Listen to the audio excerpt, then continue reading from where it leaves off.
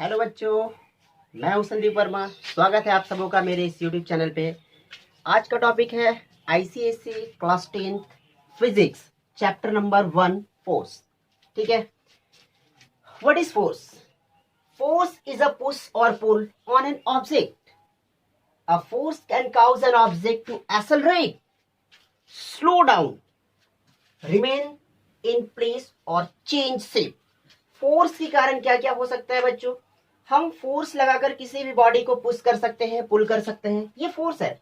Force के कारण कोई भी बॉडी एक्सेलरेट हो सकता है, कोई भी बॉडी डी एक्सेलरेट हो सकता है या स्लो डाउन हो सकता है। कोई भी बॉडी फोर्स के कारण अपने ही प्लेस पे रह सकता है या हम किसी भी ऑब्जेक्ट का शेप को चेंज कर सकते हैं। ये सारा फोर्स है। ठीक है। अच्छा, अब देखते हैं फोर्स अगर किसी रिजिड बॉडी पे लगे तो क्या होता है। रिजिड बॉडी पे लगे तो क्या होता है, और अगर नॉन रिजिड बॉडी पे लगे तो क्या होता है। तो सबसे पहले देखते हैं रिजिड बॉडी क्या होता है। रिजिड बॉडी का मतलब होता है हार्ड, सख्त। ठीक है। तो किसी भी बॉडी पे, किसी भी रिजिड बॉडी पे अगर फोर्स अप्लाई होता है तो उससे क्या हमें देखने को मिलता है। नॉन रिजिड बॉडी पे फोर्स अप्लाई होता है तो क्या मिलता है। ठीक है। तो किसी भी रिजिड बॉडी पे अगर फोर्स अप्लाई करें तो यहाँ पे मोशन होता है। ठीक है। यहाँ पे क्या होता है, मोशन होता है। अच्छा, मोशन भी दो टाइप का होता है बच्चों, ध्यान देना। मोशन दो टाइप का होता है ना। क्या? एक होता है ट्रांसलेशनल मोशन, ट्रांसलेशनल मोशन, या इसे हम लोग बोलते हैं लीनियर मोशन। ठीक है। ट्रांसलेशनल मोशन और लीनियर मोशन। और एक होता है रोटेशनल। ठीक है, रोटेशनल मोशन। तो ट्रांसलेशनल मोशन कब होता है और रोटेशनल मोशन कब होता है? तो पहले देखते हैं ट्रांसलेशनल या लीनियर। ठीक है। तो ट्रांसलेशनल और लीनियर क्या होता है? लीनियर का मतलब एक स्ट्रेट पाथ पे जाए ना। तो जब भी बॉडी फ्री टू मूव हो, कोई भी बॉडी फ्री टू मूव हो, तो उस पे अगर हम फोर्स अप्लाई करते हैं तो वो बॉडी क्या होता है, वो ट्रांसलेशनल मोशन में जाता है। ठीक है। लीनियर में जाता है। जैसे एक एग्जांपल हम लेते हैं, मेरे पास ये मार्कर है और ये मार्कर फ्री टू मूव है, फ्री टू मूव। ठीक है। इस पे हम एक फोर्स अप्लाई करते हैं तो देखना बच्चों, ये अपने स्ट्रेट पाथ पे जाएगा, लीनियर मोशन पे। जैसे ये लीनियर मोशन पे गया। ठीक है। ओके। इसके बाद हम देखते हैं कि ट्रांसलेशनल मोशन कैसे होता है। तो ट्रांसलेशनल मोशन के लिए सबसे पहले हमें ये देखना होगा कि कैसे बॉडी पे ट्रांसलेशनल मोशन होता है। तो जिस बॉडी पे पिवोटेड पॉइंट होता है, जिस बॉडी पे पिवोटेड मींस क्या, किसी भी एक पॉइंट पे फिक्स होना। पिवोटेड पॉइंट का मतलब होता है कोई भी बॉडी अगर एक पॉइंट पे फिक्स हो, किसी भी पॉइंट पे अगर वो फिक्स हो तो वो पिवोटेड बॉडी होता है। ठीक है।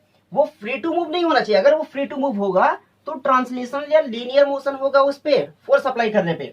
लेकिन अगर बॉडी पिवोटेड है या किसी भी एक पॉइंट पे फिक्स है और उस बॉडी पे अगर फोर्स अप्लाई करते हैं तो वो बॉडी स्ट्रेट पाथ पे नहीं जाएगा, वो सर्कुलर पाथ पे रोटेट करेगा। फॉर एग्जांपल, ये मेरे पास एक सीजर है। ठीक है। ये सीजर है। सपोज दैट यहाँ पे ये बॉडी पिवोट किया गया। ठीक है। ऐसे ये पिवोट है। ठीक है। आप देख रहे हो ये बॉडी यहाँ पे पिवोट है। अब अगर इस पे हम फोर्स अप्लाई करते हैं तो इस बॉडी पे देखना बच्चों, इस पे एक रोटेशनल मोशन। देखो ये एक रोटेशनल मोशन हुआ, ये स्ट्रेट पाथ पे मोशन नहीं कर रहा है। ठीक है। स्ट्रेट पाथ पे नहीं गया, क्यों? क्योंकि इस पे पिवोटेड पॉइंट था। ये बॉडी यहाँ पे ऐसे पिवोट था ना, ये यहाँ पे फिक्स किया गया था। इस पॉइंट को हम लोग बोलते हैं पिवोटेड पॉइंट। ठीक है। कोई दिक्कत नहीं यहाँ पे। मैं भूल रहा था यहाँ पे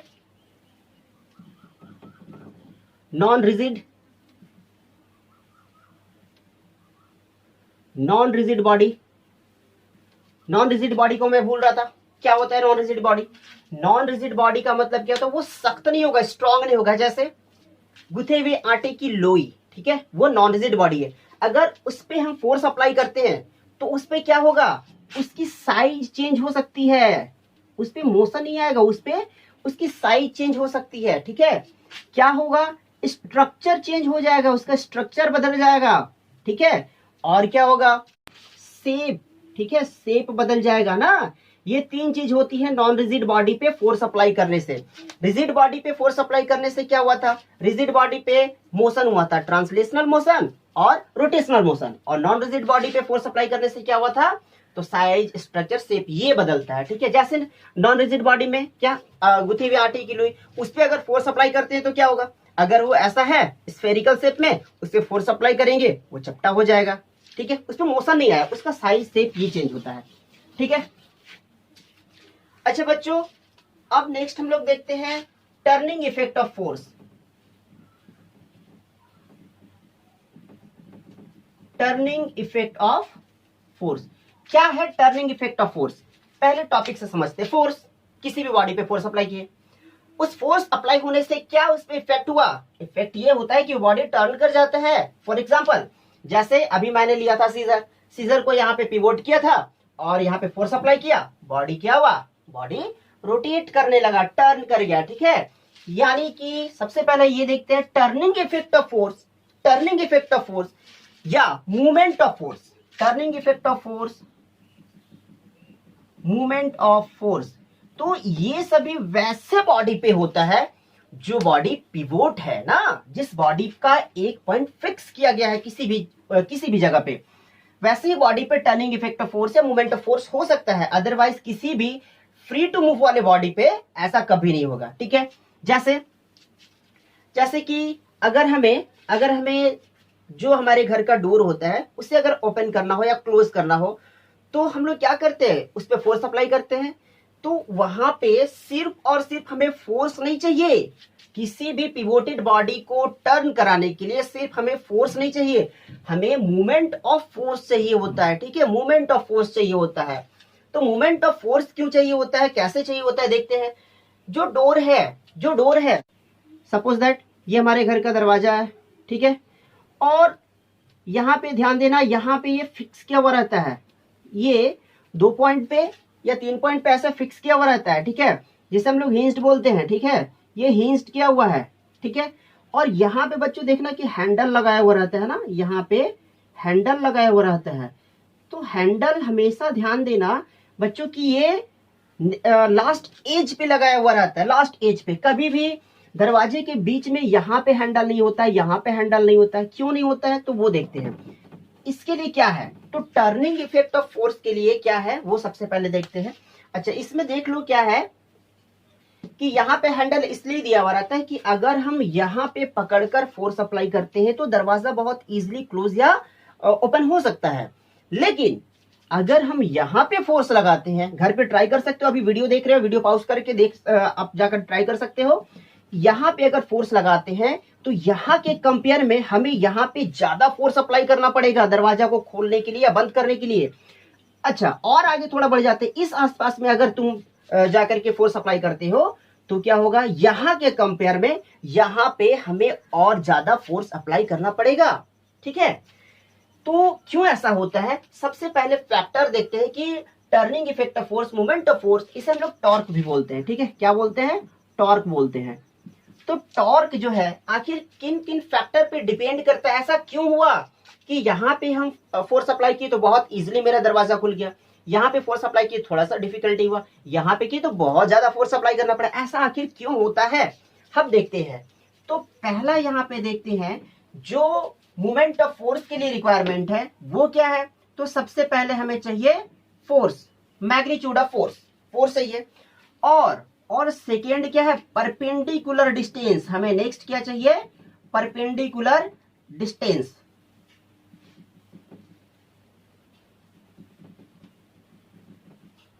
ठीक है।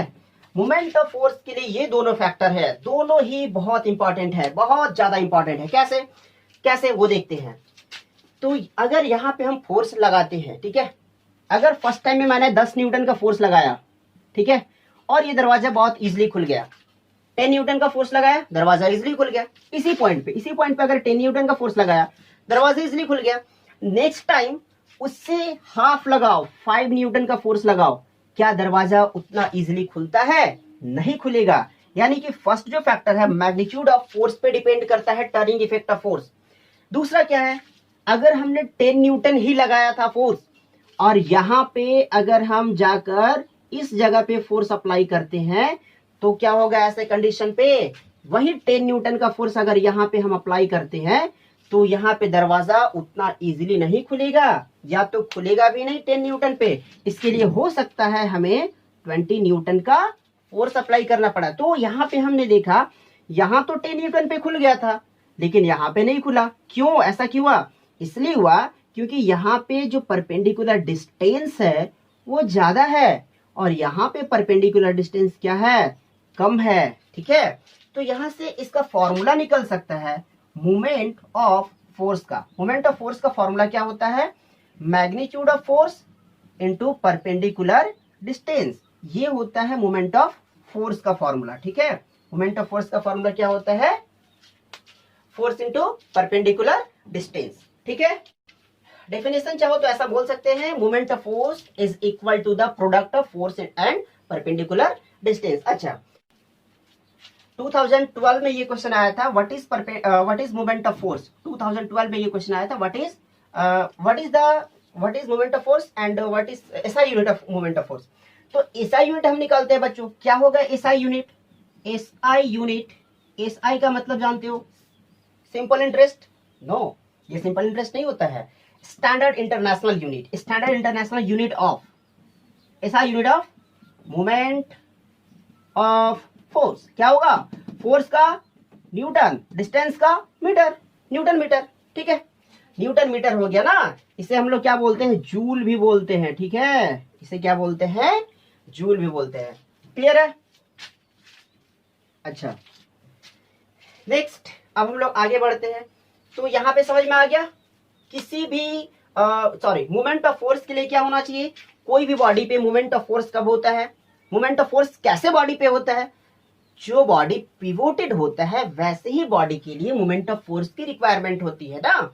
किसी भी फ्री टू मूव बॉडी के लिए मोमेंट ऑफ फोर्स नहीं, इसके लिए सिर्फ फोर्स का रिक्वायरमेंट है। इसे अगर मूव करना हो तो सिर्फ फोर्स का रिक्वायरमेंट है। हाँ, और अगर कोई भी बॉडी जैसे मेरे पास ये है, ये सेविंग करने का ये नाइफ है, ये देखो पिवोटेड पॉइंट, यहां से ये बॉडी मूव कर जा रहा है ना, यहां से मूव कर जा रहा है, तो ये जो पॉइंट है ये पिवोटेड पॉइंट है। तो इसको मूव कराने के लिए हमें मोमेंट ऑफ फोर्स की रिक्वायरमेंट है, न कि सिर्फ और सिर्फ फोर्स की। देखो बच्चों, ये देखो यहां से परपेंडिकुलर डिस्टेंस क्या होता है?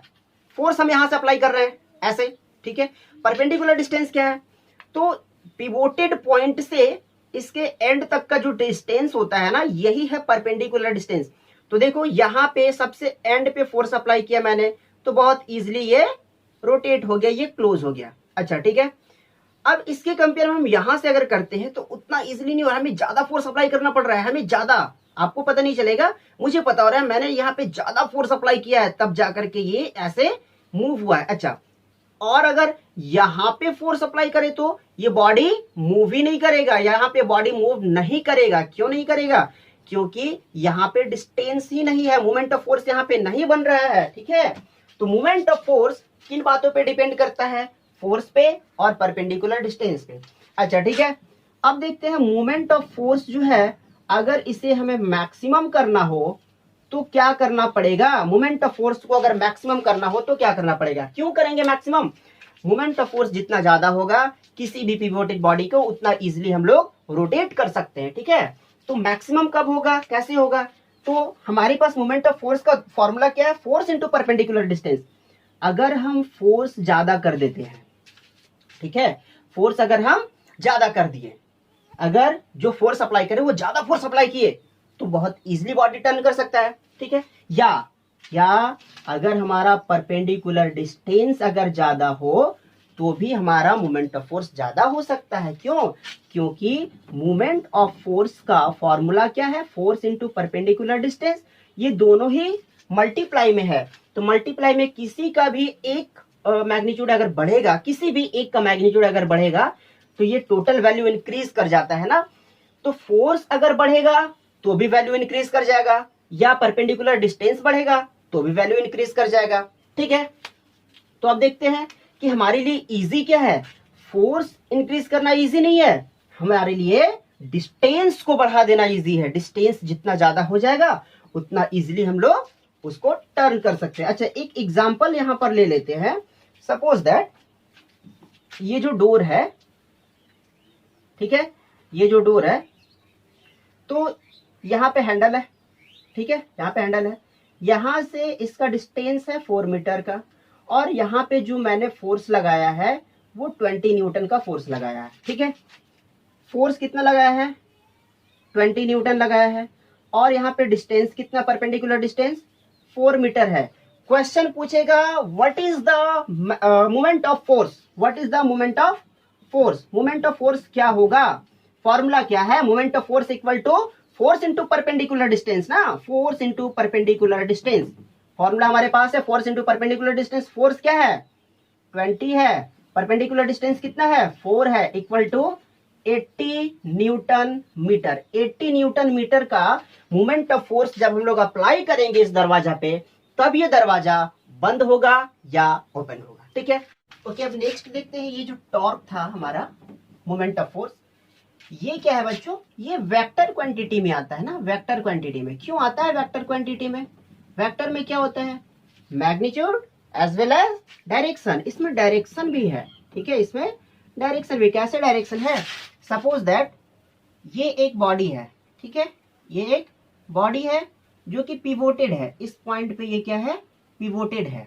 ठीक है, तो इस पे जो फोर्स हम अप्लाई करेंगे, तो फोर्स अप्लाई किए, सपोज दैट मैंने यहाँ पे फोर्स अप्लाई किया, तो जब मैंने यहाँ पे फोर्स अप्लाई किया तो ये बॉडी किधर रोटेट करेगा, इस डायरेक्शन पे ऐसे रोटेट करेगा ना, तो इस पे एक डायरेक्शन आया ना, और अगर डायरेक्शन आया तो क्या होता है, ये वेक्टर क्वांटिटी होता है। ठीक है, अच्छा, यहाँ पे एक डायरेक्शन इधर से है। ठीक है, अब इसी बॉडी को, अगर इसी बॉडी पे हम ऊपर साइड से फोर्स अप्लाई करते हैं, यहाँ से फोर्स अप्लाई करते हैं, तो ये बॉडी किधर मूव करेगा, ये इस डायरेक्शन पे रोटेट करेगा ना। तो बच्चों पता होगा आप लोगों को कि एंटी क्लॉकवाइज क्या होता है और क्लॉकवाइज क्या होता है। तो जो घड़ी के डायरेक्शन पे रोटेट करता है, जो वॉच के डायरेक्शन पे रोटेट करता है, वो क्या होता है, क्लॉकवाइज डायरेक्शन, और जो जस्ट ऑपोजिट, घड़ी के जस्ट उल्टे डायरेक्शन पे रोटेट करता है, वो क्या होता है, एंटी क्लॉकवाइज रोटेशन। यहाँ पे क्या हो रहा है, ये उल्टा हो रहा है ना, यानी कि ये क्या है, एंटी क्लॉकवाइज रोटेशन। ठीक है, एंटी क्लॉकवाइज। यहाँ पे क्या है, ये इधर से है, यानी ऐसे जा रहा है, ऐसे टिक टिक टिक टिक टिक टिक टिक टिक टिक, यानी घड़ी के डायरेक्शन पे है, तो इसे हम लोग बोलेंगे क्या है, ये क्लॉकवाइज डायरेक्शन। ठीक है, ये क्या है, क्लॉकवाइज डायरेक्शन है ना, ये क्लॉकवाइज डायरेक्शन है।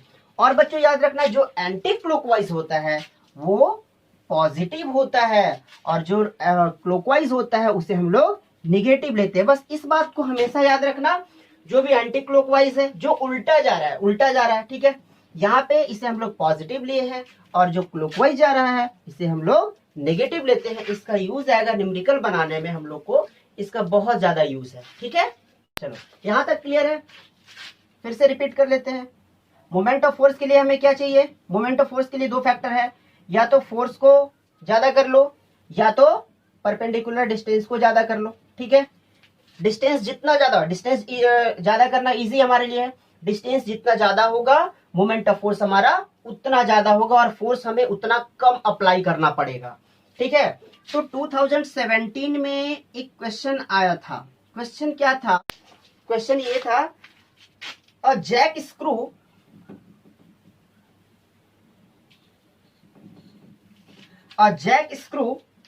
is pivoted, a jack screw is pivoted with a long arm,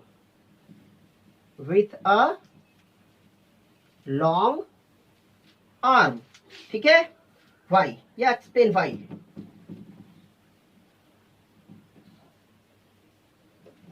ठीक है, ये 2017 में ये क्वेश्चन आया था, 2017 में ये क्वेश्चन आया था, a jack screw is pivoted with a long arm, explain why। क्यों, अगर आर्म ज्यादा लंबा होगा, आर्म अगर लॉन्ग होगा तो क्या होगा बच्चों, एक्सप्लेन कर सकते हो बहुत इजीली, लैंग्वेज आप बना सकते हो। लॉन्ग, अगर लॉन्ग क्या होगा, आर्म लॉन्ग होगा इसका, तो फोर्स हमें क्या करना होगा, less force, we have to apply less force for the moment of force ना, because here is long arm of jack screw. Jack screw का आर्म क्या है, लंबा है, तो हमें कम फोर्स अप्लाई करना पड़ेगा, जिसके कारण क्या होगा कि मोमेंट ऑफ फोर्स क्या होगा, ज्यादा हो जाएगा। ठीक है, ओके, नेक्स्ट टॉपिक देखते हैं हम लोग। मोमेंट ऑफ फोर्स मैक्सिमम कब होता है, ये मैंने बता दिया। मोमेंट ऑफ फोर्स जीरो कब होता है ये देखते हैं, ठीक है। मैक्सिमम के लिए क्या किया था, या तो फोर्स को ज्यादा कर लो या तो परपेंडिकुलर डिस्टेंस को ज्यादा कर लो तो मोमेंट ऑफ फोर्स ज्यादा हो जाएगा, या अगर दोनों को ही ज्यादा कर लेते हैं तो मोमेंट ऑफ फोर्स ज्यादा होगा, ठीक है। मोमेंट ऑफ फोर्स जीरो कब होगा, तो सबसे पहले मोमेंट ऑफ फोर्स का फॉर्मूला क्या होता है, मोमेंट ऑफ फोर्स का फॉर्मूला होता है फोर्स इंटू परपेंडिकुलर डिस्टेंस।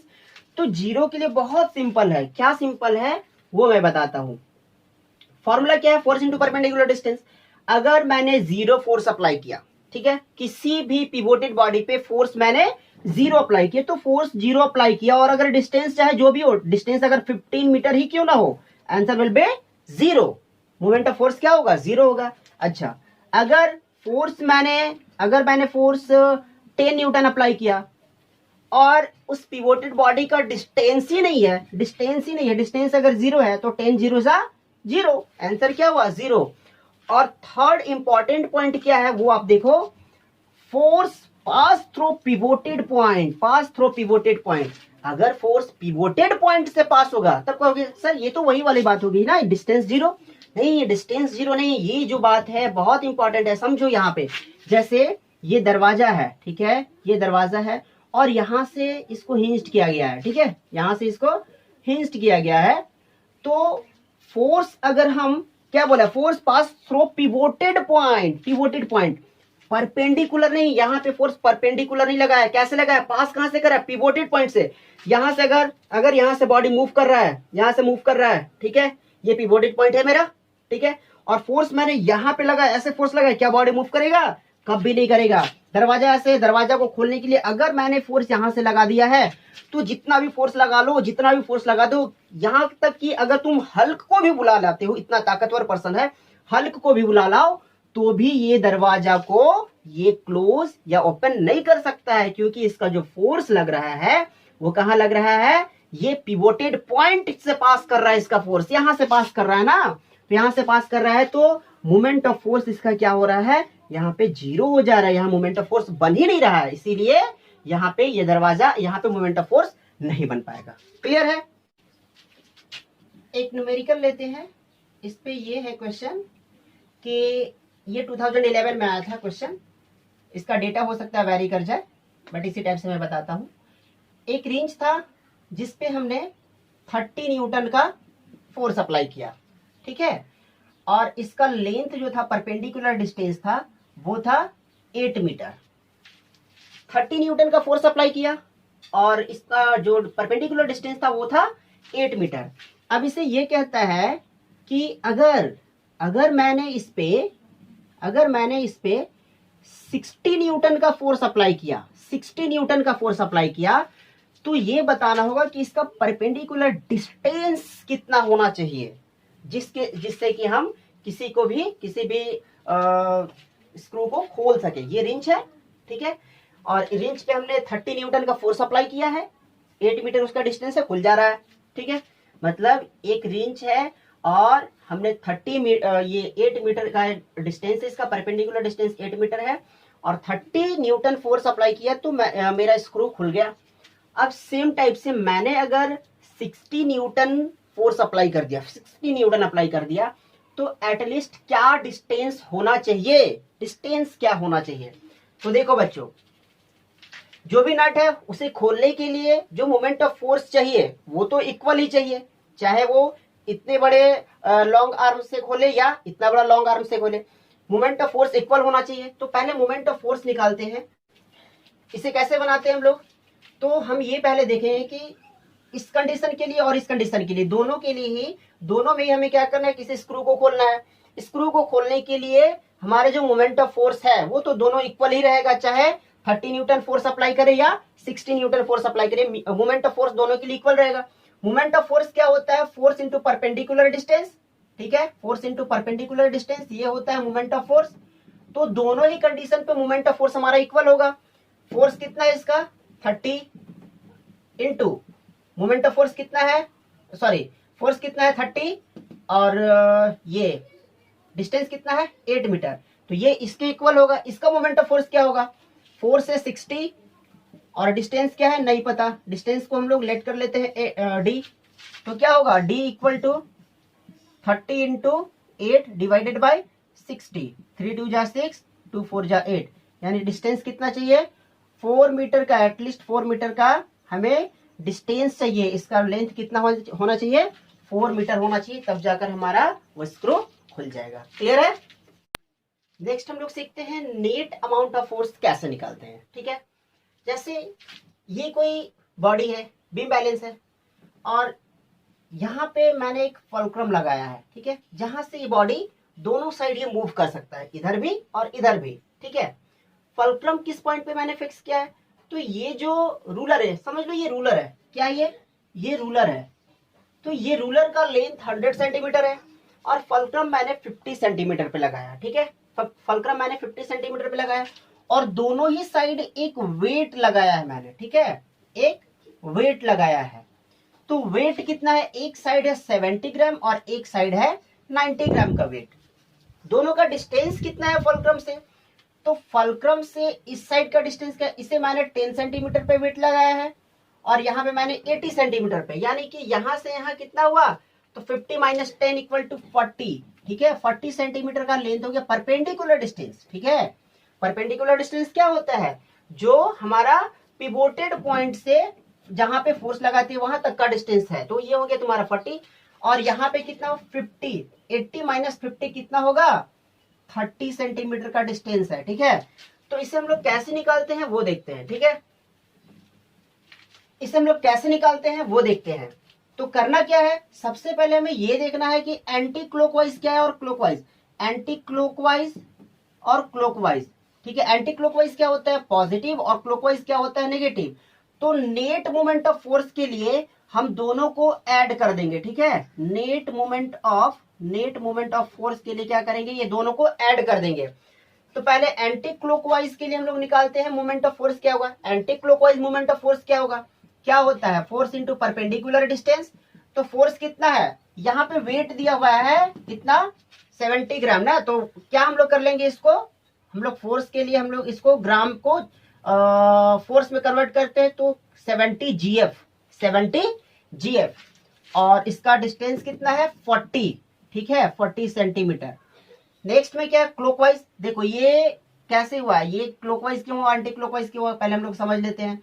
तो ये इधर से जा रहा है, तो इधर से जा रहा है तो ऐसे मुड़ेगा ना, तो उल्टा जा रहा है, तो ये एंटी क्लॉकवाइज। ये इधर वेट लगा है, तो इधर वेट लगा है, तो अगर ज्यादा वेट होगा तो इधर झुकेगा, तो ये कौन सा मूवमेंट होगा क्लॉकवाइज मूवमेंट। ठीक है, इधर वाला एंटी क्लॉकवाइज, इधर का जो वेट है 70 ग्राम, अगर इसके कारण इधर बॉडी रूलर इधर डाउन होता है तो ये ऐसे जाएगा। ठीक है, तो एंटी क्लॉकवाइज हुआ। इसके कारण बॉडी इधर डाउन होता है तो बॉडी ऐसे जाएगा, यानी क्लॉकवाइज हुआ। ठीक है, तो क्लॉकवाइज क्या होता है नेगेटिव और एंटी क्लॉकवाइज क्या होता है पॉजिटिव। क्लॉकवाइज में वेट कितना है 90 ग्राम है, तो इसे हम लोग फोर्स में कन्वर्ट करेंगे 90 gram force GF, 90 GF into इसका डिस्टेंस कितना है 30 सेंटीमीटर। 30 सेंटीमीटर क्या होगा 7 4 जा 28 एंड 00 2800 जीएफ सेंटीमीटर। यहां क्या होगा 9 3 जा 27 1120 जीएफ सेंटीमीटर। ठीक है, मैंने क्या बताया नेट मोमेंट ऑफ फोर्स निकालना है, नेट मोमेंट ऑफ फोर्स। ठीक है, तो नेट मोमेंट ऑफ फोर्स के लिए क्या होगा, ये दोनों एंटी क्लॉकवाइज और क्लॉकवाइज का जो एंटी क्लॉकवाइज मूवमेंट और क्लॉकवाइज मूवमेंट को ऐड कर देंगे। एंटी क्लॉकवाइज मूवमेंट क्या है 2800, क्लॉकवाइज क्या होता है नेगेटिव होता है, एंटी क्लॉकवाइज क्या होता है पॉजिटिव होता है, ये पॉजिटिव, और ऐड कर देंगे हम लोग -2700। तो क्या होगा यहाँ पे 100 आएगा ना, 100 जीएफ सेंटीमीटर आया। किस में आया प्लस में आया, क्यों यहाँ पे 2800 प्लस और 2700 माइनस है तो प्लस में आया। प्लस आया मतलब ये क्या आया एंटी क्लॉकवाइज आया, एंटी क्लॉकवाइज। यानी कि ये रूलर जो है किधर टिल्ट करेगा, लेफ्ट साइड में रूलर हमारा टिल्ट करेगा ना ये, यानी एंटी क्लॉकवाइज रूलर अब रोटेट करेगा। तो रूलर किधर टिल्ट करेगा, तो ये टिल्ट होगा तुम्हारा लेफ्ट साइड में ना। क्लियर है, नेट अमाउंट ऑफ फोर्स निकल जाएगा, कोई प्रॉब्लम नहीं है। ठीक है, एक क्वेश्चन देखते हैं जो 2014 में आया था। क्वेश्चन ये है कि ये कोई रूलर है या कोई भी बीम बैलेंस है, इस पे एक फोर्स 2 पॉइंट है, एक ए और एक बी, पॉइंट ए पे एक फोर्स लग रहा है 10 न्यूटन का, पॉइंट बी पे भी एक फोर्स लग रहा है 10 न्यूटन का। अभी जो मैंने क्वेश्चन बताया था उसमें क्या था, दोनों ही डाउनवर्ड डायरेक्शन पे फोर्स अप्लाई हुआ था, वेट दोनों डाउनवर्ड डायरेक्शन पे था, बट इसमें क्या है, एक अपवर्ड डायरेक्शन पे और एक डाउनवर्ड डायरेक्शन पे। तो ऐसे क्वेश्चंस में स्टूडेंट्स हमेशा कंफ्यूज हो जाते हैं और कंफ्यूजन के कारण जो है ये गलत बना लेते हैं, ठीक है। तो इसमें क्या करना है, सबसे पहले ये देखना है ये अपवर्ड डायरेक्शन पे है ना, तो इसका पहले डायरेक्शन को देखना है कि ये क्लॉकवाइज है या एंटी क्लॉकवाइज है। तो अपवर्ड डायरेक्शन पे लग रहा है, यानी कि यहां से अगर रोटेट करेगा फोर्स ऐसे लग रहा है, तो ये क्या हुआ, क्लॉकवाइज डायरेक्शन ना हुआ। अच्छा इधर देखो, इधर से भी ऐसे लगेगा, तो ये भी क्या होगा, ये भी क्लॉकवाइज, यानी दोनों के दोनों यहाँ पे क्या है, क्लॉकवाइज डायरेक्शन पे है, ठीक है। दूसरा कंफ्यूजन क्या है, कभी कभी बच्चे क्या करते हैं कि ये फोर्स तो 10 न्यूटन लेंगे ही, और ये जो परपेंडिकुलर डिस्टेंस है यहाँ पे मैंने दिया है यहां से यहां तक 4 मीटर, तो लोग इसे टोटल का टोटल 4 मीटर ही ले लेते हैं, जिसके कारण क्वेश्चंस रॉन्ग हो जाते हैं। हमें पूरा डिस्टेंस नहीं लेना, हमें कहां तक डिस्टेंस लेना है, जहां से फोर्स अप्लाई किए हैं वहां से लेकर जो पिवोटेड पॉइंट है वहां तक का डिस्टेंस लेना है। तो टोटल डिस्टेंस क्या है हमारा, है टोटल डिस्टेंस 4 मीटर है, और ये मिडिल पॉइंट पे पिवोटेड किया गया है, तो मिडिल पॉइंट का डिस्टेंस क्या हो जाएगा, 2 मीटर का हो जाएगा, ठीक है। ये 2 मीटर और ये भी 2 मीटर। अब क्वेश्चन बनाना बहुत इजी हो गया। तो क्या होगा भाई, इस साइड के लिए क्या होगा, force into perpendicular distance, force है 10 न्यूटन और डिस्टेंस है 2 मीटर, तो 20 न्यूटन मीटर हो गया। ये किधर, क्लॉकवाइज में हुआ ना, ये क्लॉकवाइज में, ये भी तो क्लॉकवाइज ही है, ये भी क्लॉकवाइज है ना।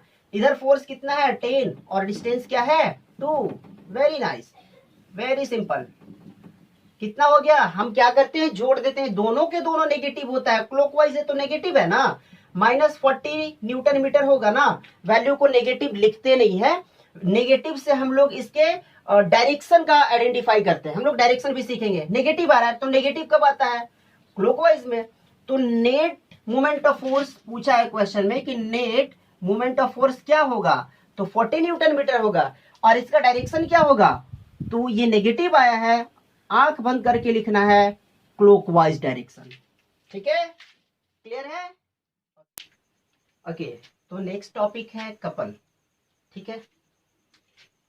What is couple, the pair of forces and the force of reaction is called a couple. Couple word से ही, कपल का मतलब क्या होता है, पेयर, पेयर मतलब जोड़ा, ठीक है, यानी कि वैसा फोर्स जिसपे डबल फोर्स लगे, ठीक है, दो force. The pair of forces, the pair of two forces and the force of reaction is called a couple. Means, अच्छा एक पॉइंट यहाँ पे मैंने लिखा है, actually rotation is always produced by a pair of forces. कोई भी rotation जो होता है वो कभी भी सिंगल फोर्स से रोटेशन नहीं हो सकता, उसके लिए हमें डबल फोर्सेस चाहिए, पेयर ऑफ फोर्सेस चाहिए। और ये पेयर ऑफ फोर्सेस कैसा होता है, तो equal and opposite, equal and opposite, तभी ये रोटेशन होगा। अगर ये इक्वल एंड ओपोजिट नहीं रहा तो रोटेशन नहीं होगा।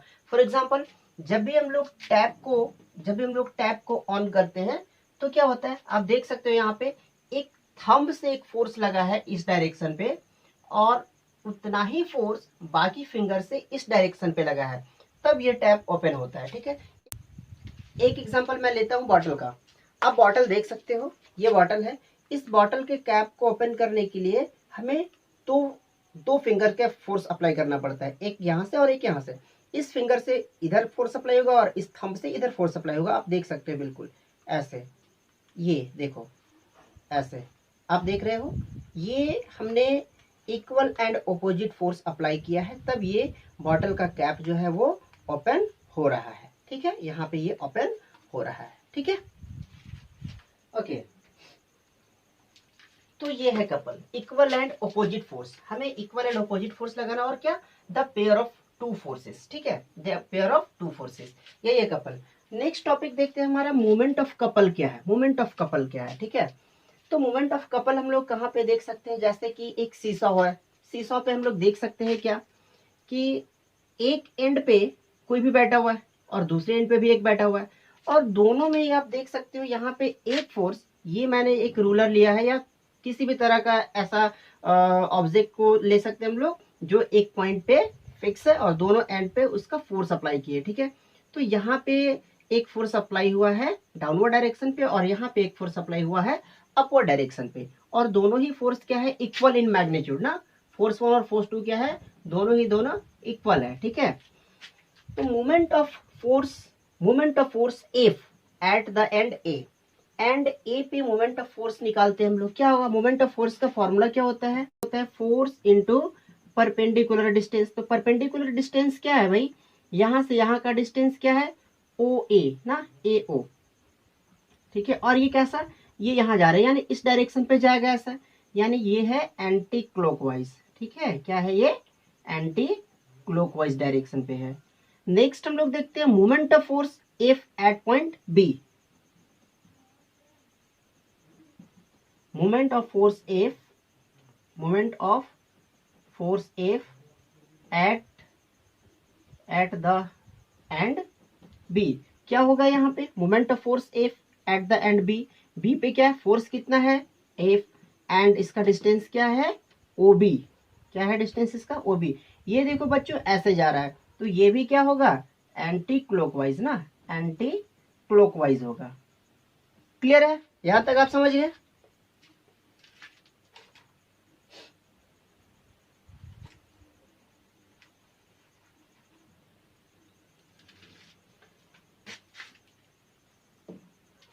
अब देखते हैं क्या होगा, दोनों ही फोर्सेस को हम मिलाते हैं यानी मोमेंट ऑफ कपल। दोनों मोमेंट ऑफ फोर्स अगर ऐड करते हैं तो यही बनता है moment of couple. Moment of couple मतलब क्या हुआ, moment of couple means both moment of force क्या होगा, F into A O plus F into O B. यहाँ पे हम देख रहे हैं कि ये एफ कॉमन में निकल जाएगा हमारा एफ, और ये क्या है ए ओ प्लस ओ बी, ठीक है। तो आप देख सकते हो बच्चों ये एफ का एफ है, ए ओ प्लस ओ बी, ए ओ यहाँ से यहाँ ए ओ और यहाँ से यहाँ ओ बी, ठीक है। ए ओ प्लस ओ बी क्या है, तो ये टोटल डिस्टेंस ए बी ले सकते हैं हम लोग, ए ओ प्लस ओ बी को हम लोग ए बी ले सकते हैं।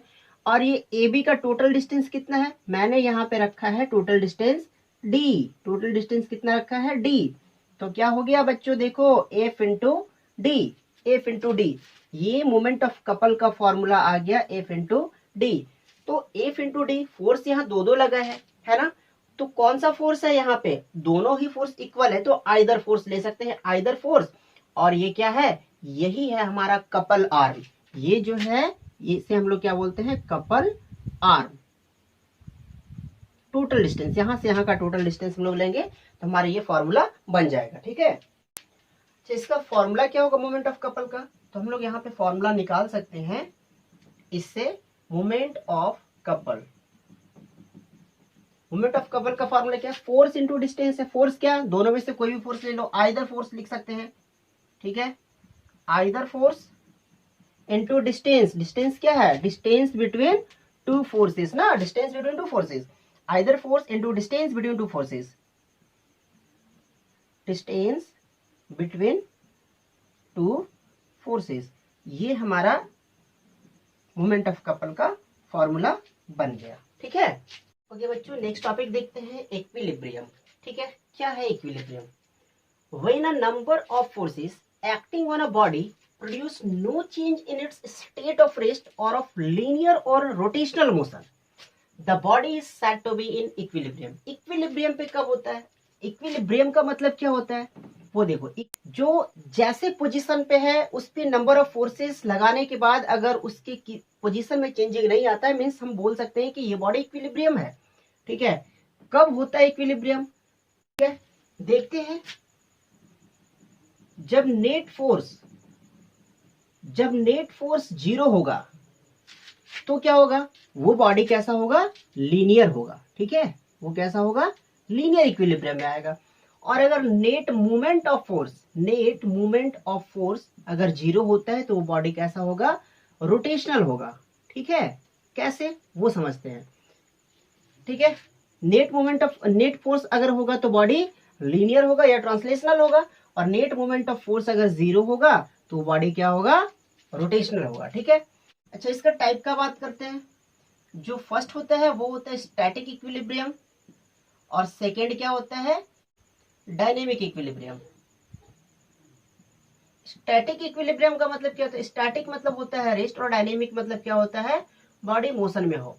एक एग्जांपल मैं लेता हूं। अगर स्टैटिक इक्विलिब्रियम कब हम बोलते हैं कि बॉडी में स्टैटिक इक्विलिब्रियम पे है, जैसे ये कोई बॉक्स है, ठीक है, ये बॉक्स है, अभी ये रेस्ट पे है, ये बॉक्स, ये बॉडी रेस्ट पे है, ठीक है। अब इस पे हम दो फोर्सेस अप्लाई करते हैं, एक फोर्स इधर से खींचते हैं, और जितना फोर्स इधर हम लोग अप्लाई किए उतना ही फोर्स इधर भी अप्लाई करते हैं, ठीक है। तो क्या ये बॉडी अपने प्लेस को चेंज करेगा, नहीं कर सकता। अगर फोर्सेस चेंज हो, जैसे अगर यहाँ पे 10 न्यूटन, यहाँ पे 8 न्यूटन हो, तभी ये बॉडी इस डायरेक्शन पे जाएगा। अदरवाइज ऐसा नहीं होगा कि दोनों साइड अगर इक्वल फोर्सेस हो, इक्वल एंड अपोजिट फोर्सेस, ठीक है, तो ये बॉडी अपनी ही पोजीशन पे रहेगा। अगर ये अपनी पोजीशन पे है तो हम क्या बोलेंगे, ये क्या है, स्टैटिक इक्विलिब्रियम में है, ठीक है। हमारे सिलेबस में जो है वो ये लीनियर नहीं पढ़ना है हम लोग को, ठीक है, हमें ये पढ़ना है, ठीक है, रोटेशनल के लिए, ठीक है, नेट मोमेंट ऑफ फोर्स के लिए, ठीक है। स्टैटिक इक्विलिब्रियम का एक और एग्जांपल हम लोग लेते हैं। जैसे आप देख सकते हो यहाँ पे ये टेबल है, ठीक है, ये क्या है, टेबल है, ये टेबल है। टेबल पे मैंने एक बुक रख दिया है, ठीक है, ये क्या है, ये एक बुक है, टेबल पे मैंने एक बुक रख दिया है। अब आप देख सकते हो ये बुक जैसे रखा है मैंने वैसे ही है। क्यों ऐसा है, उसका रीजन क्या है, बुक एक फोर्स एक्सर्ट कर रहा है टॉप ऑफ द टेबल पे, बुक एक डाउनवर्ड फोर्स एक्सर्ट कर रहा है टेबल के टॉप पे, ठीक है। तो अगर इसका फोर्स यहां से जो एक्सर्ट कर रहा है, तो ये इसे नीचे जाना चाहिए था, लेकिन ये नीचे नहीं गया। क्यों, क्योंकि इसके ऊपर टेबल का जो टॉप है वो भी उतना ही फोर्स बुक के ऊपर अपर डायरेक्शन पे एक्सर्ट कर रहा है, इसीलिए ये दोनों बैलेंस हो जाता है और ये अपने स्टैटिक इक्विलिब्रियम पे है, ठीक है। डायनेमिक इक्विलिब्रियम क्या होता है, तो डायनेमिक इक्विलिब्रियम किसमें होता है, मोशन में, यानी बॉडी मोशन में होना चाहिए, ठीक है। तो मोशन में होगा, उसमें कुछ ना कुछ वेलोसिटी होगा। तो डायनेमिक में क्या होता है कि इसका वेलोसिटी कांस्टेंट होता है, वेलोसिटी चेंज नहीं होता है। और अगर वेलोसिटी चेंज नहीं होगा तो एक्सेलरेशन क्या होगा, जीरो। एक्सेलरेशन यहाँ पे जीरो होता है। क्यों जीरो होता है, क्योंकि एक्सेलरेशन क्या होता है, the rate of change of velocity with respect to time is called acceleration. तो यहाँ पे वेलोसिटी चेंज नहीं हो रहा है, इसलिए यहाँ पे एक्सेलरेशन क्या होगा, जीरो। और फोर्स का फॉर्मूला क्या होता है, मास इंटू एक्सेलरेशन। और अगर एक्सेलरेशन ही जीरो है तो फोर्स क्या होगा, जीरो, ठीक है। जैसे बच्चों देखो कि रेनड्रॉप, ठीक है, रेनड्रॉप, रेनड्रॉप जो आता है ऊपर से, तो अपने एक वेलोसिटी के साथ आता है। इस पे जो वेलोसिटी है ना, वो क्या कांस्टेंट वेलोसिटी है। इस पे जो वेलोसिटी वो क्या है, कांस्टेंट वेलोसिटी। क्यों कांस्टेंट वेलोसिटी, वो देखते हैं। ये नीचे आता है और एयर के कारण इसके ऊपर एक अपथ्रस्ट लगता है, ठीक है, क्या लगता है, अपथ्रस्ट लगता है। तो इक्वल एंड अपोजिट फोर्सेस लग रहा है, जिसके कारण इसका जो वेलोसिटी है बस वही रह जाता है, ना तो इंक्रीज होता है ना ही डिक्रीज हो जाता है। तो यहाँ पे इक्वल एंड अपोजिट फोर्सेस लग रहा है, जिसके कारण क्या होता है कि ये बॉडी अपना डायनेमिक इक्विलिब्रियम में होता है, ठीक है।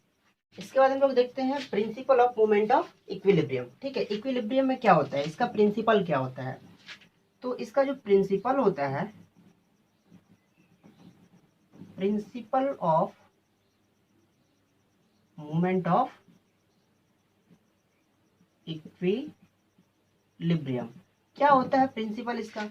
तो देखो बच्चों क्या होता है, इस पे अगर कोई भी एक बीम बैलेंस है, तो बीम बैलेंस किस पे वर्क करता है, तो ये इक्विलिब्रियम पे वर्क करता है, ठीक है, स्टैटिक इक्विलिब्रियम पे।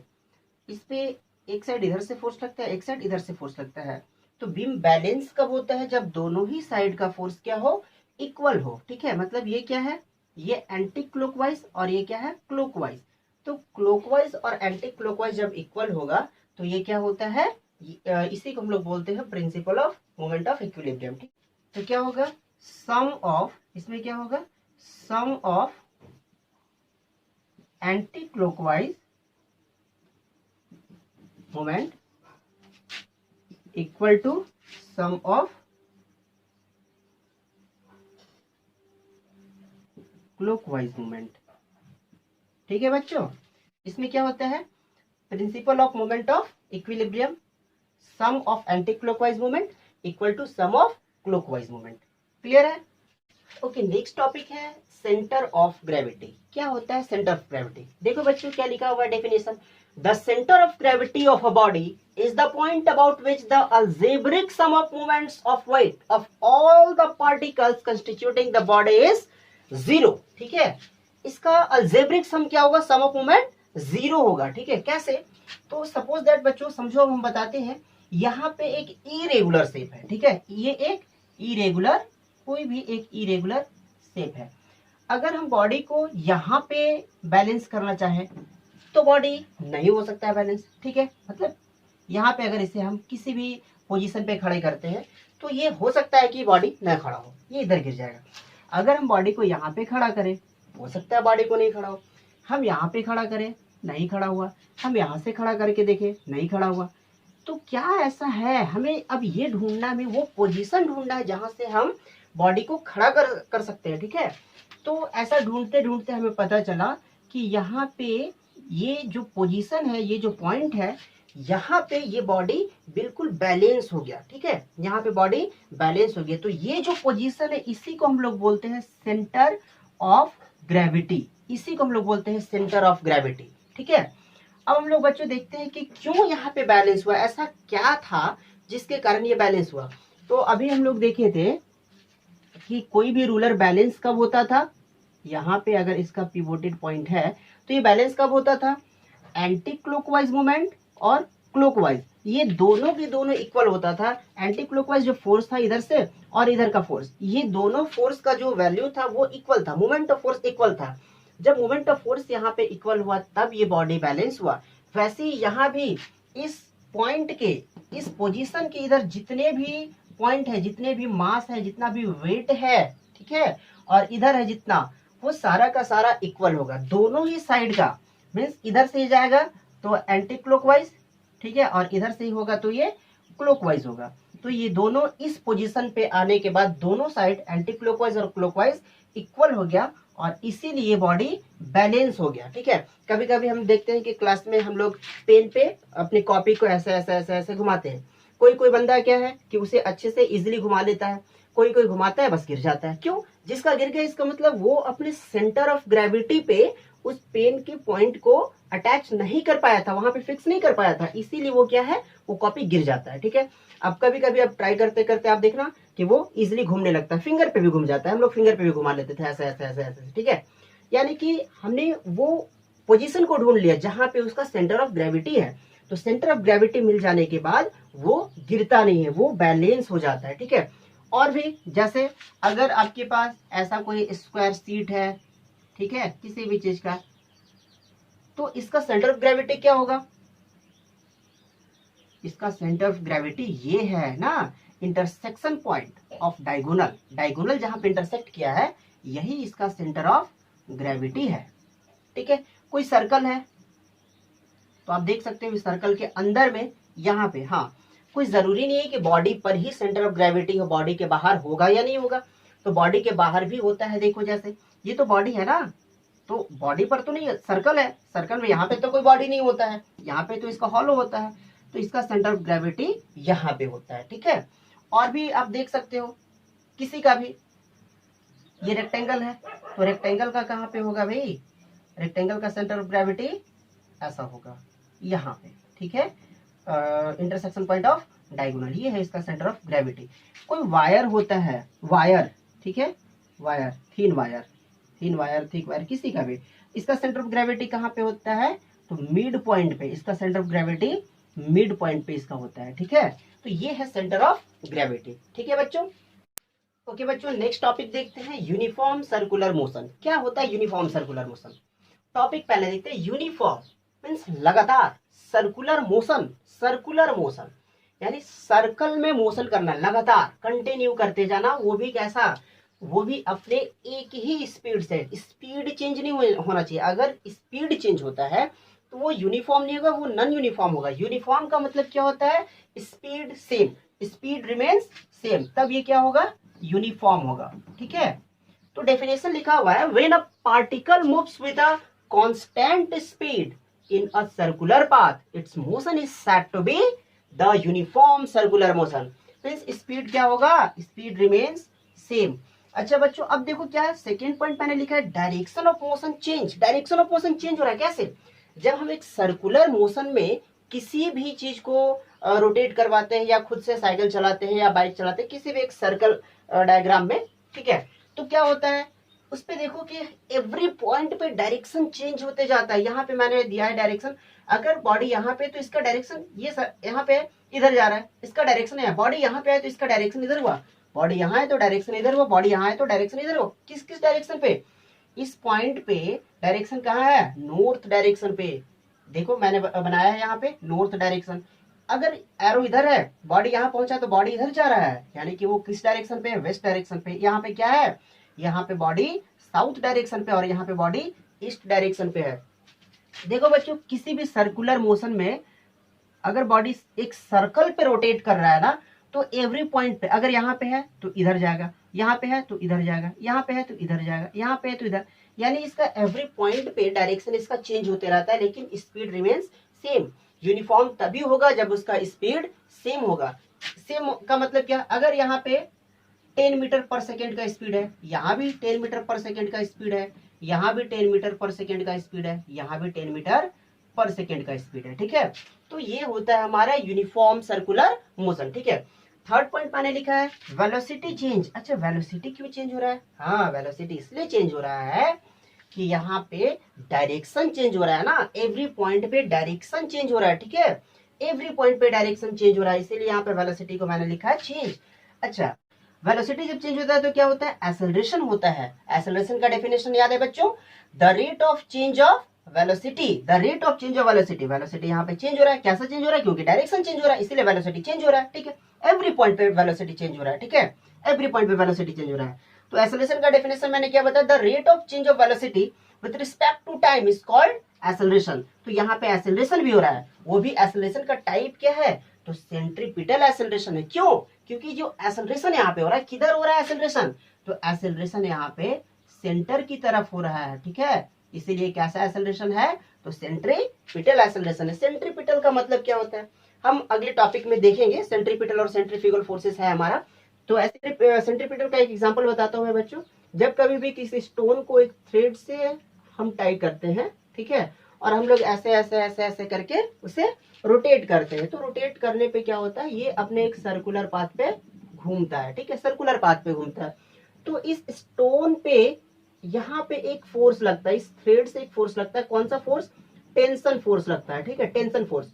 और यही फोर्स कहाँ है? तो सेंटर की तरफ है, इसे हम लोग बोलते हैं सेंट्रीपिटल फोर्स, ठीक है। ओके, नेक्स्ट टॉपिक है centripetal force and centrifugal force, ठीक है। क्या है सेंट्रीपिटल फोर्स एंड क्या है सेंट्रीफ्यूगल फोर्स? सबसे फर्स्ट हम लोग देखते हैं डेफिनेशन क्या है इसका। Centripetal force is the force acting on a body moving in a circular path. Circular path याद रखना बच्चों, ये किसी स्ट्रेट पाथ का बात नहीं है, सर्कुलर पाथ पे। सेंट्रीपिटल जब भी होगा सर्कुलर पाथ पे होगा, ठीक है। Centripetal force is the force acting on a body moving in a circular path in a direction towards the centre of circular path, ठीक है, टुवर्ड्स द सेंटर, ठीक है।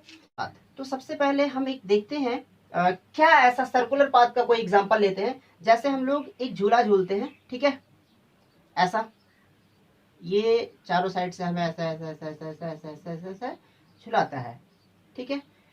यहाँ पे एक ऑब्जर्वर है, ठीक है, ऑब्जर्वर यहाँ पे कोई भी है, ठीक है, यहाँ पे कोई ऑब्जर्वर है, और इसके अंदर कोई 2 पर्सन बैठे हुए हैं, ठीक है, इसके अंदर 2 पर्सन बैठे हुए हैं, यहाँ पे ऑब्जर्वर है। तो ये ऑब्जर्वर देख रहा है, ठीक है, इसका पॉइंट ऑफ व्यू क्या है? ये देख रहा है कि ये एक सर्कुलर पाथ पे रोटेट कर रहा है, ठीक है, रोटेट कर रहा है। तो इसे यहाँ पे ये पता चला, इस ऑब्जर्वर को, ये क्या है? ऑब्जर्वर है, ठीक है। ये इसने यहाँ देखा कि ये अपने एक रोटेशन, अपने एक सर्कुलर पाथ पे रोटेट कर रहा है। तो कैसे रोटेट कर रहा है? यहाँ से एक फोर्स है, यहाँ पे एक फोर्स लगा हुआ है, ठीक है, टेंशन फोर्स लगा हुआ है, यानी यही है एक सेंट्रीपिटल फोर्स। तो यहाँ पे दिख रहा है, इसके कारण यहाँ पे कनेक्टेड है, ठीक है, और ये जो फोर्स है क्या है? सेंट्रीपिटल फोर्स है, ठीक है। अब हम देखते हैं बच्चों सेंट्रीफ्यूगल फोर्स क्या है। A force assumed by an observer moving with the body to act on the body in direction away from the center of circular path is called the centrifugal force। Away from the centre, यानी centre से दूर। Centripetal में क्या था, centripetal में क्या था बच्चों, याद करो, towards the centre, towards the centre, ठीक है।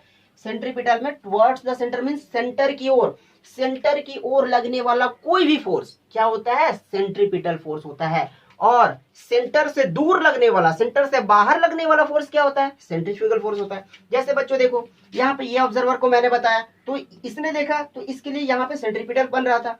अब यहाँ पे कोई भी, ये ए है, ये बी है, अगर ए देख रहा है बी को, ये रोटेटरी फ्रेम में है, ये ऑब्जर्वर यहाँ पे रोटेटरी फ्रेम में है, और यहाँ पे ऑब्जर्वर क्या था, रोटेटरी फ्रेम से बाहर था, ठीक है। यहाँ पे रोटेटरी फ्रेम में है, ये रोटेटरी फ्रेम से देख रहा है, ये देखो, ये ऑब्जर्वर रोटेटरी फ्रेम के बाहर से देखा, तो इसे यहाँ पे एक फोर्स दिखा, एक फोर्स का पता चला कि यहाँ पे एक फोर्स लग रहा है, ये इस झूले पे जो सेंटर की ओर लग रहा है, उसका नाम क्या था, सेंट्रीपिटल फोर्स, ठीक है। लेकिन जब ये ए बी को देखता है कि बी पे फोर्स अप्लाई हो रहा है, घूम रहा है, लेकिन ये कहीं जा ही नहीं रहा है, ठीक है, ये सेंटर की ओर नहीं जा रहा है, तो इसको एक यहाँ पे इसने ए ने एक एज्यूम किया कि अच्छा ऐसा है कि बी जितना यहाँ पे सॉरी यहाँ पे जितना फोर्स लग रहा है, इतना ही फोर्स बाहर से लग रहा है, तभी ये बंदा बैलेंस बैठा हुआ है, ठीक है। तो उसने एज्यूम किया, तो बाहर की ओर कौन सा फोर्स लग रहा है, तो उसने एज्यूम किया कि यहाँ पे सेंट्रीफ्यूगल फोर्स लग रहा है, ठीक है, सेंट्रीफ्यूगल फोर्स लग रहा है। क्लियर है, तो centrifugal away from the centre and centripetal towards the centre, बस इस पॉइंट को याद रखना है, towards the centre centripetal and away from the centre, away from the centre, away from the centre centrifugal force होता है, ठीक है बच्चों, ये समझ में आया। अब हम कुछ एग्जांपल और लेते हैं। अच्छा, एक एग्जांपल मैं लेता हूं, जैसे आप देख सकते हो यहाँ पे कि जब हम लोग किसी स्टोन को टाई करते हैं थ्रेड से, और इस स्टोन को ऐसे ऐसे ऐसे ऐसे घुमाते हैं हम लोग, तो घुमाने पे क्या होता है, इस थ्रेड पे एक टेंशन बनता है, ठीक है, इस थ्रेड पे क्या बनता है, एक टेंशन फोर्स बनता है, ठीक है, टेंशन फोर्स बनता है। तो ये जो टेंशन फोर्स है, ये टेंशन फोर्स जो है, यही बनता है सेंट्रीपिटल फोर्स, सेंट्रीपिटल फोर्स, ठीक है। ये जो टेंशन फोर्स था, यही यहाँ पे क्या बना, सेंट्रीपिटल फोर्स। तो यहाँ पे सेंटर की ओर खींच रहा है ना, सेंटर की ओर एक फोर्स लग रहा है, तो बच्चों यहाँ पे देखो कि सेंटर की ओर लग रहा है फोर्स, तो इसे, तो इस स्टोन को सेंटर की ओर आ जाना चाहिए, क्योंकि यहाँ पे सेंटर की ओर फोर्स लग रहा है, लेकिन ये नहीं आता, ये अपने फ्रेम में घूमते रहता है। क्यों, क्योंकि यहाँ पे एक और फोर्स लगता है जिसका नाम है सेंट्रीफ्यूगल फोर्स, ठीक है, ये क्या है, सेंट्रीफ्यूगल फोर्स। यहाँ पे बच्चों मैंने बताया कि ए ने एज्यूम किया था, और डेफिनेशन में लिखा है a force assumed by an observer. यहाँ पे ए ऑब्जर्वर था, ए ऑब्जर्वर था, यहाँ पे देख रहा था, इसने एक एज्यूम किया कि बी तो घूम रहा है, ये तो मेरे साथ में ही है, ठीक है, ये कहीं जा नहीं रहा है, यानी कि इस पे एक फोर्स लग रहा है, कौन सा, ये इसे पता था कि एक सेंट्रीपिटल तो लग रहा है इधर, तो सेंट्रीपिटल जब लग रहा है तो इसे इधर आ जाना चाहिए ना, नहीं आया इधर, तो इसने एज्यूम किया कि एक फोर्स यहाँ पे इस पे लग रहा है जो बाहर की ओर लग रहा है, और इसको ये बैलेंस कर दे रहा है, ठीक है। तो उस फोर्स को एज्यूम करके नाम क्या रखाया, सेंट्रीफ्यूगल फोर्स, ठीक है। तो यहाँ भी एज्यूम हम लोग करते हैं, हम जब घुमाते हैं तो हमें ऐसा पता चलता है कि कोई एक फोर्स है जो बाहर से खींच रहा है इस स्टोन को, और जैसे ही छोड़ते हैं ना, अगर थ्रेड को हम छोड़ते हैं तो वो थ्रेड ऐसे ऐसे ऐसे से घूमता नहीं है, वो अपने स्ट्रेट पाथ पे, अपने डायरेक्शन पे आगे बढ़ जाता है, यानी कि कोई तो फोर्स था वहां पे जो उसे खींचा, वो फोर्स कौन सा था, सेंट्रीफ्यूगल फोर्स था, ठीक है बच्चों। अच्छा, अब मैं यहाँ पे एक एग्जांपल लेता हूँ, पहला एग्जांपल मैं लेता हूँ सेंट्रीपिटल फोर्स का, दूसरा एग्जांपल और लूंगा मैं सेंट्रीफ्यूगल फोर्स का, ठीक है। देखो बच्चों, मेरे पास थ्रेड में टाई किया हुआ ये मार्कर है, ठीक है, मैं इसे घुमाता हूं, मेरा जो कैमरा है वो एक ऑब्जर्वर है जो रोटेटरी फ्रेम के बाहर है, ठीक है। अब मैं इसे घुमाऊंगा तो आप देखना कि ये एक सर्कुलर पाथ में घूमते हुए दिख रहा है, ठीक है, ये एक सर्कुलर पाथ में घूमते हुए दिख रहा है, यानी कि इसे सर्कुलर पाथ में घुमाने वाला जो फोर्स है वो कौन सा फोर्स है, तो सेंट्रीपिटल फोर्स, जो यहाँ सेंटर से लग रहा है, ठीक है। अच्छा, अभी नेक्स्ट एग्जांपल में मैं दिखाऊंगा कि मेरा कैमरा रोटेटरी फ्रेम के अंदर रहेगा, ठीक है, और अब उस समय आप देख सकते हो कि इस मार्कर पे, इस मार्कर पेन पे एक फोर्स अप्लाई हो रहा है जो बाहर से लग रहा है, वो बाहर की ओर जा रहा है, ठीक है, वो होता है सेंट्रीफ्यूगल फोर्स, ठीक है बच्चों।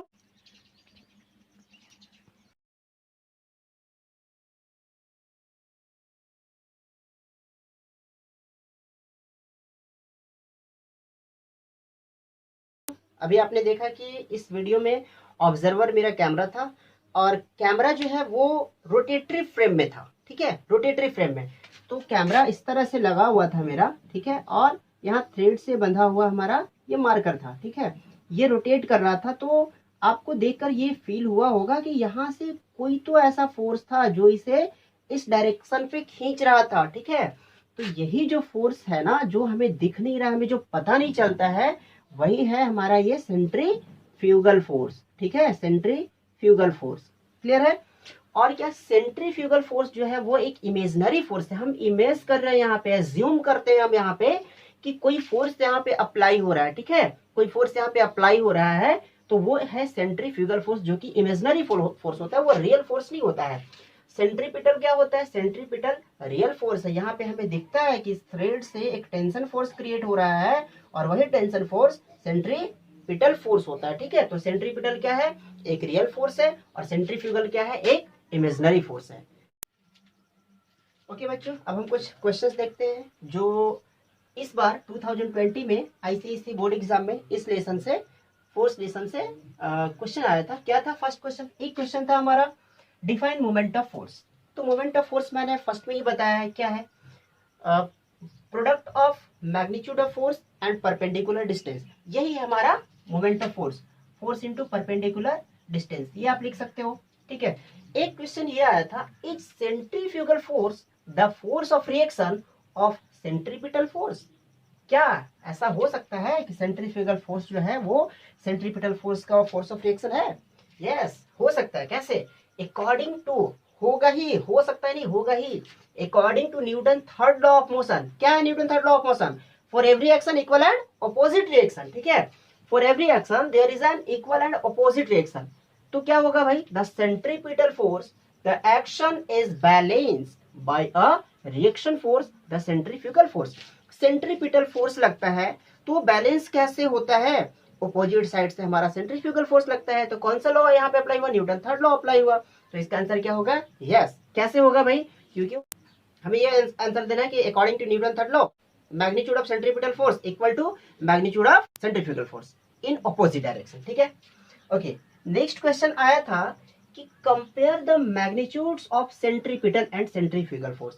कंपेयर करना है। कंपेयर मतलब जानते हो आप लोग क्या होता है? तो जैसे इसमें बता सकते हैं कि इक्वल इन मैग्नीट्यूड, ठीक है, ये दोनों का ही, सेंट्रीपिटल और सेंट्रीफ्यूगल दोनों का जो मैग्नीट्यूड होता है वो क्या होता है? इक्वल होता है। अच्छा, और क्या बता सकते हैं? और क्या बता सकते हैं? तो दोनों का डायरेक्शन क्या होता है? अपोजिट डायरेक्शन होता है ना। दोनों का डायरेक्शन क्या होता है? अपोजिट डायरेक्शन होता है। अच्छा, और क्या बता सकते हैं? तो सेंट्रीपिटल जो है वो सेंट्रीपिटल कैसे होता है? टुवर्ड्स द सेंटर, ठीक है, टुवर्ड्स द सेंटर, है ना। और सेंट्रीफ्यूगल क्या होता है? अवे फ्रॉम द सेंटर, ठीक है, अवे फ्रॉम द सेंटर, ठीक है। और क्या बता सकते हैं यहाँ पे? तो सेंट्रीपिटल जो होता है वो एक रियल फोर्स होता है ना, रियल फोर्स। सेंट्रीपिटल क्या होता है? Real force. और सेंट्रीफ्यूगल क्या होता है? एक इमेजिनरी फोर्स होता है। तो इस तरह के बहुत सारे डिफरेंसेस आप दे सकते हो बच्चों, है ना। तो इस क्वेश्चन को थोड़ा देख लेना आप लोग। आई होप कि आप लोग को ये वीडियो पसंद आया होगा। अगर पसंद आया होगा तो कृपया आप सब्सक्राइब कर लें और वीडियो को ज़्यादा से ज़्यादा शेयर करें ताकि और भी बच्चों को इसका फायदा मिल सके, ठीक है।